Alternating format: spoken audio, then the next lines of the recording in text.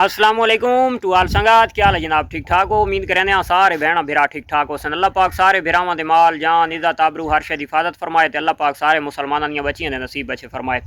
अच्छा जनाब, खास कर 2025 दी कुर्बानी माशाअल्लाह बा खैर वफ़ियत दे नाल गुजर गई।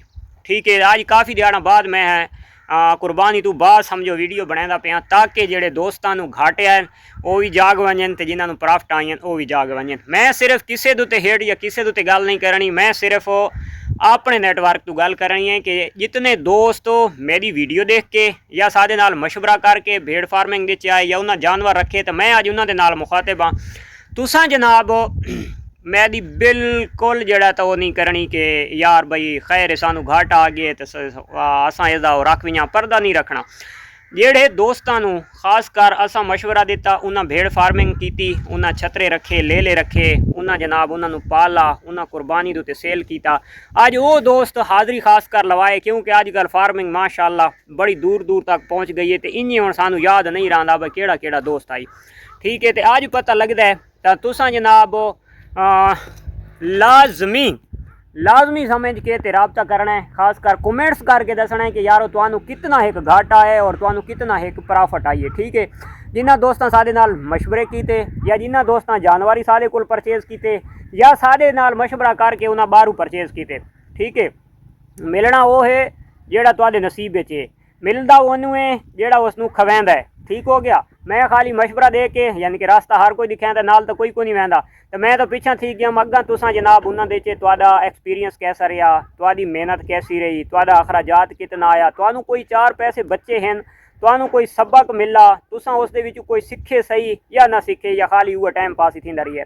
ठीक हो गया, तो मैं एक जनाब ये हाज़री लवाना चाहना अपने दोस्तों कोलू और इस चीज़ की मैं एक अपनी क्लियर करना चाहना कि कितने एक दोस्तां सादे नाल यानी कि रल के या सादे या गल्लां सुन के सादी वीडियो देख के या सादे नाल मशवरा करके वो फार्मिंग दे आए, उन्हें कुर्बानी वास्ते जानवर रखे या जनाब उन्हें छोटे बच्चे कुर्बानी तो पहले परचेज किए हुण कुर्बानी तो बाद उन्हें सेल कर छोड़े या नहीं कर छोड़े, तो क्या तुहानू कुछ बची है या कुछ नहीं बची। ठीक हो गया, क्योंकि हर बंदा लखा रुपए के दावे तो करके तो परा माल वहदा, इतने जानवर आ गए इतने लाख रुपए प्रॉफिट, इतनी तो खर्चा मर्चा तो कुछ नहीं दसाते। तो मैं अज जनाब इस वास्ते लाइफ प्रूफ वास्ते मैं एक अपने दोस्तों नाल वीडियो शेयर करदा पिया ताकि तुसां जनाब इस चीज़ दे विच मेरी रहनुमाई करो कि क्या तुहानू ये फार्मिंग कैसी रही है, तुसा खसारा कितना कीता, तुसा अखराजात कितना लाया, तुसा मेहनत कितनी की, क्या तुहानू कुछ बची है या नहीं बची। ठीक हो गया, क्योंकि सच सामने आवड़ सी, झूठ सामने आवड़ सी। फोन दोते जनाब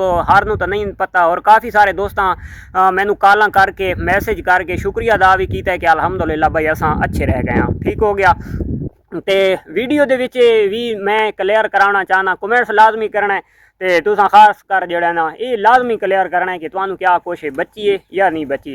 ठीक हो गया, और ना बचने वाली तो गल है भी कौन, अलहमदुलिल्लाह इंशाअल्लाह सारे दोस्तों नू बच्ची तो लाजमी हो सी। खास कर जेडे दोस्त इत्थू दे रहन ना मेरे कोल मकामी रावण वाले जेडे इतने जानवर महंगे भी परचेज ना कर सकते, नॉर्मल जाए माड़े मोटे मंडियां तो समझो उन्हें एक मेंगना घेन के सांभियन तो अलहमदुलिल्लाह उन्होंने भी चार पैसे बच्चे खसारा कहनू भी नहीं थिया, क्योंकि देहात दे विच तो चलो भाई खर्चा भी कोई नहीं होता। और खास कर जी शहरी शहर वाले साढ़े नाल तो अजकल मुंसलिक बहुत सारे लोग शहरी शहर दें जिन्हों का स्टाल का काम होंगे, स्टाल के उत्ते जानवर पले ने, उन्होंने अखराजात भी काफ़ी सारे होंगे, घर के विच रखे ने, छत्तां ते रखे ने। तो खास कर जनाब तुहाडा ये एक्सपीरियंस कैसा रहा, तो मैं अपने दोस्तों नाल एक कुछ शेयर करना चाहना।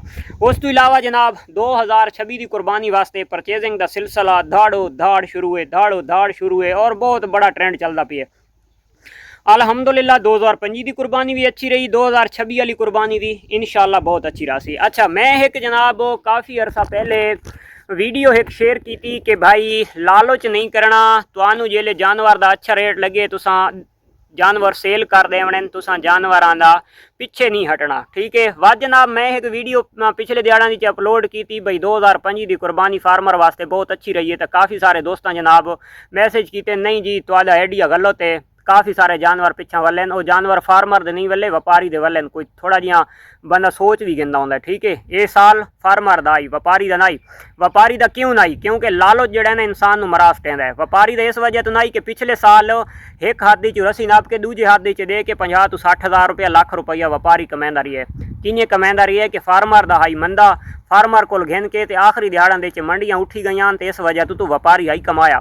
इस साल उस तू केसट थी गई उल्टी, व्यापारी उस हाल दे विच रह गया।